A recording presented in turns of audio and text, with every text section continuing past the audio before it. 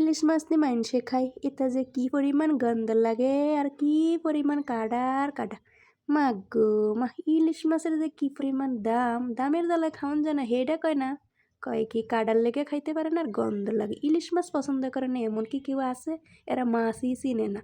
আর মোরগো যদি ইলিশ একবারে চাঁদপুরে রয়ে তাহলে তার কোনো কথাই না। আসসালামু আলাইকুম, সকলে কেমন আছেন? আলহামদুলিল্লাহ আমি অনেক ভালো আছি। আজকে আয়া পড়ছি অনেক ইলিশের রেসিপি লইয়া। ইলিশ মাছটা যে এত স্বাদের হইব খালি এমনি একবার রান্না করে দেখবেন।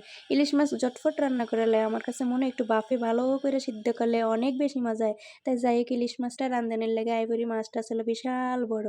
মাছের মাথাখানা দেখলেই বুঝতে পারবেন মাছটা কতখানি বড় ছিল। তাই ইলিশ মাছ রান্ধানোর লেগে আয়া পড়ছে একটা কড়াই নিলাম, নিয়ে এর মধ্যে দিয়ে দিচ্ছি পেঁয়াজ। আর এই কড়াইয়ের মধ্যে আগে ডিম ভাজছিলাম, এই জন্য এরম দেখা যায়।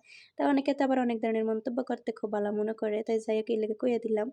ডিমের তেল আছিল ওটার মধ্যে আবার তেল দিয়ে পেঁয়াজ দিয়ে বেরেস্তা করে তার মধ্যে দিয়ে দিলাম হলুদ লবণ মরিচ আর দিয়ে দিলাম একটু পানি। তো যাই হোক যে পরিমাণ মশলা দেন সেই পরিমাণ দেন। আমি এগুলো মশলা দিছি হলুদ লবণ মরিচ দিয়া, তারপরে এটার মধ্যে দিয়ে দিলাম একটু টমেটো এগুলো আসলে ব্লেন্ড করে রাখছিলাম ডিপে, ওইগুলো দিয়ে দিছি। অল্প পরিমাণ দিছি, বেশি দিলাম না। আর টমেটোটা দিয়ে আবারও সুন্দর করে চিকেন স্টাইল লাড়াচাড়া করলাম। আপনারা চাইলে টমেটো নাও দিতে পারেন, কোনো অসুবিধা নাই। তা যাই হোক এইবার টমেটোটা দেওয়ানোর পরে এবার একটু লাড়াচাড়া করলাম। আর মশলাটা দেওয়ানোর পরে ফুইরা জায়গা দেখে হেলে একটু পানিও দিয়ে লেছিলাম। এই তো এবার মশলাটি কষানো হয়ে গেছে, দিয়ে দিলাম সেই কাটটা রাহনের মাছগুলা দিয়েছি। দেখেন তো অবস্থাটা, মাছের থোতা মোতা কিছু কাটি নেই, কোনো অসুবিধা নেই, খাওয়ানোর সময় হালাই দিতে হইব। তা যাই হোক এগুলো মাছগুলো সুন্দর করে এবার কষামো, যেই পানিটা আছে এই পানিটার মধ্যে কষামো, মশলার পানির মধ্যে কষাইয়া তারপরে একটু ডাকনাটা দিয়ে দিলাম।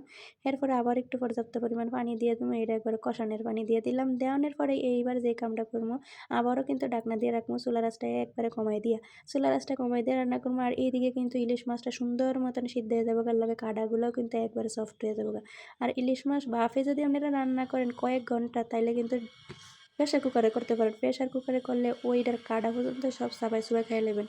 আমরা কিন্তু কাঁটা খাইতে ওস্তাদ, আমার কোনো অসুবিধা হয় না ইলিশের কাঁটা খাইতে। যাই হোক ইলিশ খাওয়া যায় না খালি ফুলাফানের লেগে, ফুলাফান ইলিশ একদমই পছন্দ করে না কাঁটার ভয়ে।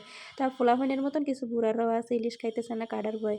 তো যাই হোক এই ইলিশটা কিন্তু মোটামুটি অনেকটা সিদ্ধ হয়ে গেছে। এবার একবারে জলটা দিয়ে দিলাম, জলটা দেওয়ানোর পরে যে কামটা করতেছি দিয়ে এবার সুন্দর করে মাছটিটা একটু উল্টায় পাল্টা দিয়ে দিলাম, যেহেতু এটা একটা বোনা হইতাছে। আবারও একটু ডাকনাটা দিয়ে দেবো, মাছগুলো উল্টায় পাল্টা দেওয়ানোর পরে এই যে মাছ রান্না কিন্তু প্রায় শেষের দিকে যাই হোক এরপরে কিন্তু বলকটা আয়া পড়লে আমি একটু জিরা দিয়ে নামাইলাম, তারপরে এমন কোনো কাম নাই।